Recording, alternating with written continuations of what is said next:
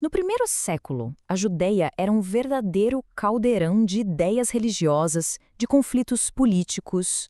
Hoje a gente vai mergulhar nesse mundo fascinante para entender as facções que competiam literalmente pela alma do judaísmo daquela época. Sabe, quando a gente ouve esses nomes, muitas vezes vem uma imagem meio simplificada na cabeça, né? Mas a realidade é bem mais complexa. Eles representavam visões de mundo profundamente diferentes que estavam ali, competindo pela direção do judaísmo sobre o domínio romano. Então vamos fundo para entender quem era quem nessa história. Vamos começar com o grupo que era talvez o mais popular e influente entre as pessoas comuns, os fariseus. Eles não eram a elite do poder de jeito nenhum, mas eram, sem dúvida, a elite da influência popular. O próprio nome deles já dá uma pista: Perushim ou os segregados. Não quer dizer que eles eram antissociais, não. A ideia era que eles se separavam para buscar uma vida de santidade, longe das impurezas e das influências que eles consideravam corruptas. E aqui está a grande sacada deles. Para os fariseus, a santidade não podia ficar trancada lá no Templo de Jerusalém. A missão era transformar cada casa num pequeno templo e cada mesa num altar, sabe? Aplicando as leis de pureza ritual a todos os aspectos da vida diária. E como eles faziam isso? Bom, eles se baseavam em duas fontes de autoridade. Tinha a Torá escrita, os 5 livros de Moisés, claro. Mas eles também acreditavam na Torá oral, um conjunto de tradições que, segundo eles, também foi entregue a Moisés lá no Sinai. E para os fariseus, as duas tinham o mesmo peso. Eram essenciais para viver a fé do jeito certo. E olha que interessante, por serem na maioria da classe média, comerciantes e artesãos, os fariseus tinham uma conexão muito forte com o povo. As crenças deles também eram bem definidas. Eles acreditavam firmemente na ressurreição dos mortos, num julgamento depois da morte, com recompensa e punição, na existência de anjos e demônios e naquela ideia de que, olha, Deus controla tudo, mas as nossas decisões, as decisões humanas, importam. É bom guardar esses pontos porque o contraste com o próximo grupo, nossa, vai ser gigante. Agora vamos para o outro lado da moeda.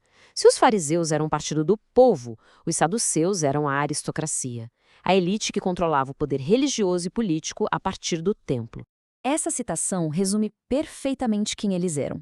Pense em famílias ricas, poderosas, cuja linhagem dava acesso aos cargos mais altos, incluindo o de sumo sacerdote, que era o representante oficial dos judeus perante o Império Romano. Eles dominavam o Sinédrio, que era o Conselho Supremo Judaico. Eram muito pragmáticos na política, acreditando que colaborar com Roma era o melhor jeito de manter a ordem e, claro, o próprio poder deles. Essa postura, junto com a riqueza, criava um abismo enorme entre eles e as massas. E aqui está a diferença teológica crucial. Ao contrário dos fariseus, os saduceus eram extremamente conservadores na doutrina. Eles rejeitavam completamente a ideia de uma Torá oral. Para eles, a única autoridade era a palavra escrita e ponto final. Especificamente, os 5 livros de Moisés. E essa recusa da tradição oral levava a conclusões, assim, drásticas. Eles negavam a ressurreição, acreditavam que a alma simplesmente morria com o corpo, negavam a existência de anjos e demônios e, por serem muito autossuficientes, negavam que Deus se envolvia diretamente nos assuntos do dia a dia. Era uma visão de mundo bem mais materialista e política. Este quadro resume o debate de forma perfeita.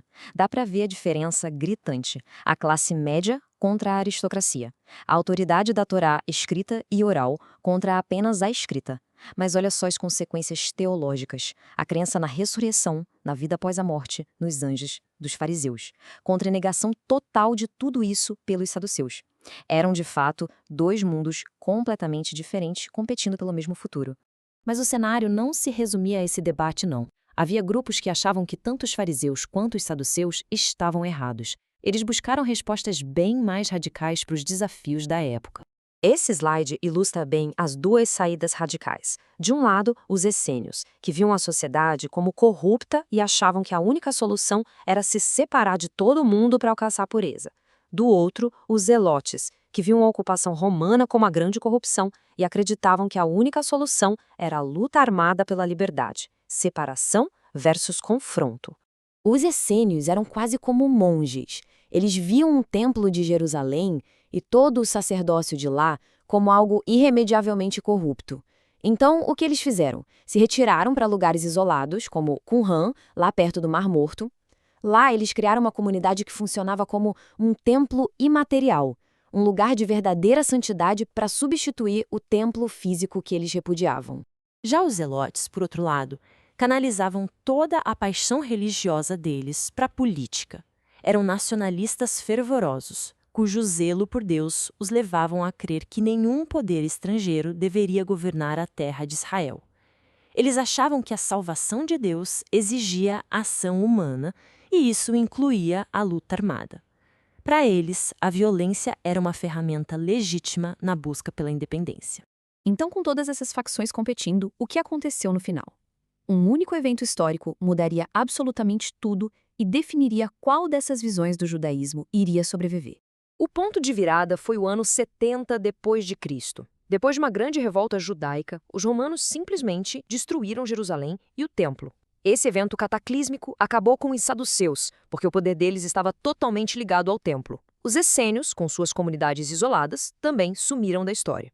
Apenas uma corrente principal sobreviveu. E por que justamente os fariseus?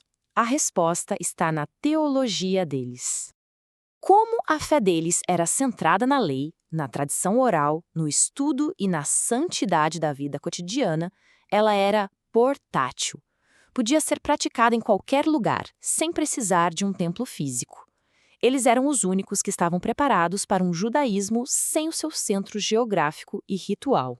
E assim, de toda essa diversidade de ideias, apenas uma corrente emergiu das cinzas para moldar o futuro, evoluindo para o que hoje a gente conhece como judaísmo rabínico. E isso tudo nos deixa com uma pergunta para refletir.